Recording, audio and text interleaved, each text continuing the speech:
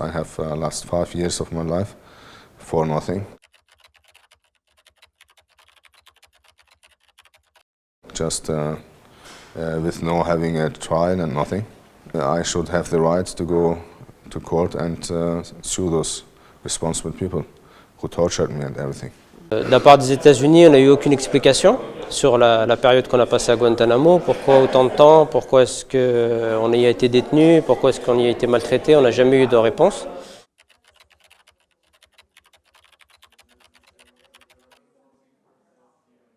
Et de la part de la France, on a été condamné et on n'a jamais compris pourquoi, parce qu'on nous reprochait des faits qui se sont passés en dehors du territoire. Et donc voilà, c'est pour ces raisons qu'on n'a pas trop bien compris en fait la situation.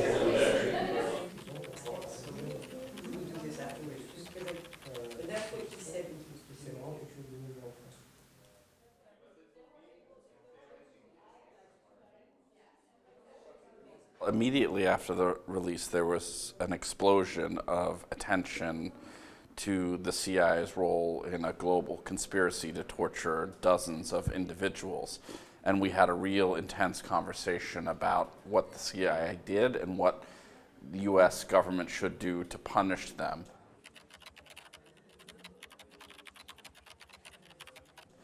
Since December, unfortunately, some of the attention has subsided, and we need to think about ways to keep the pressure on. There was, of course, public attention around the release of the report, but from a judicial point of view, in terms of willingness to prosecute those responsible for the CIA torture program, there is still no willingness in the United States.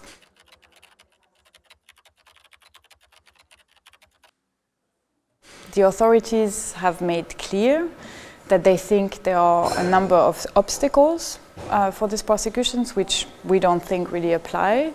But also Obama already in 2009 said that he thinks it's better to look forward rather than backwards. After the release of 10% of the full torture report, not much happened in the US.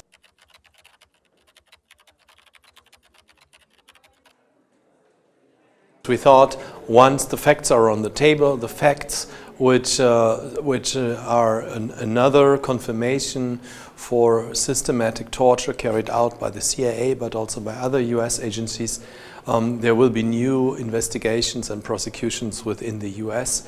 But yeah, nothing so far, nothing happened, and this is why we in Europe have to get active again.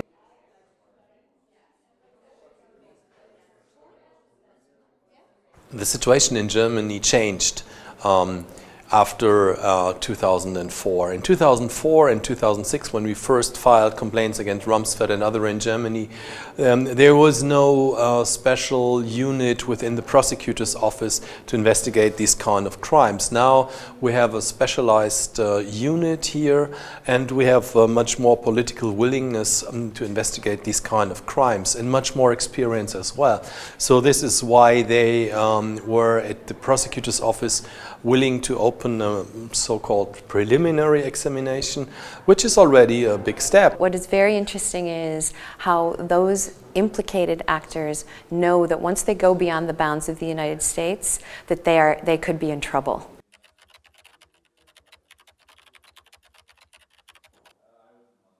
And that in and of itself is impact. You know, we know that at various levels of the US government, the imperative against travel is a very strong one. We know that you've created a sense of danger that you might be held accountable for these crimes that you committed. In 2014, the Spanish government, in agreement with the Chinese government, changed the law so there is no more formal universal jurisdiction in Spain.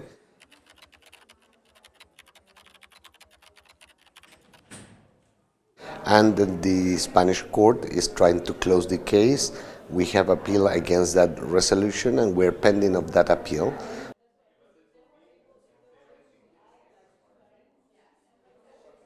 Specifically in France, we have, a procedure that was launched for former detainees.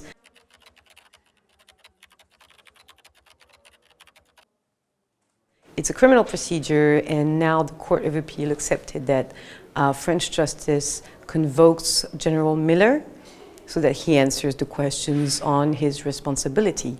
So that's the very last step that was taken by the French justice, and now we're just waiting for Mr. Miller to be convoked and to answer all the questions, and hope he will show up. Je suis assez pessimiste. Je pense pas qu'il va venir. En même temps, symboliquement, c'est très fort parce qu'il y a déjà un responsable, il y a un nom qui a été désigné. Et ce qui est intéressant, c'est que ça ouvre la porte à des démarches. Parce que si la justice française a convoqué le général Miller, elle peut convoquer d'autres personnes maintenant, parce qu'elle l'a fait pour une personne, c'est une plainte qui peut s'élargir.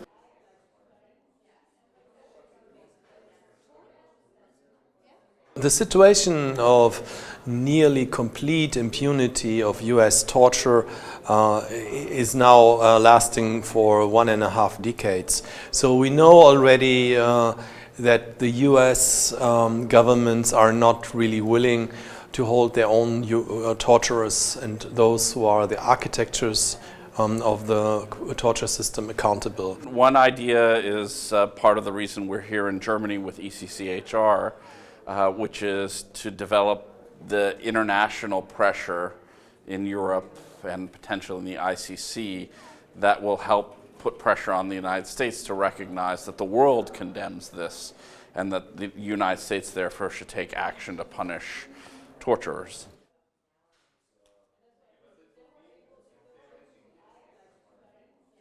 Well, ECCHR is supporting us with all the legal grounds that on international law and with documents, and they are feeding our case with a lot of information, and also they are coordinating us with the other lawyers in the other countries. So without ECCHR, most probably we were like living in an island alone, and we talk with ourselves and we take decision by ourselves. ECCHR's major asset is to be able to call and coordinate the people in a right and a strategic way. We are going to work with ECCHR to select the people to be questioned after Mr. Miller, so that they help us gather information about their role, about their responsibilities.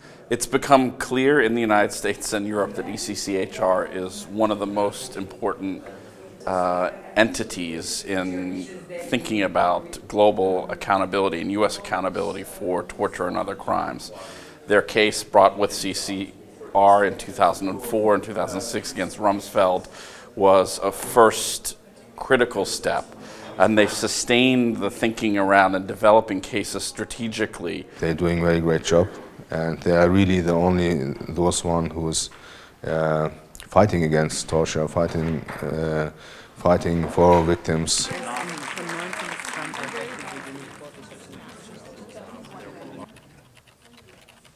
System was one of who's going to speak in French and will be translated. La première, c'est que quand je racontais mes tortures,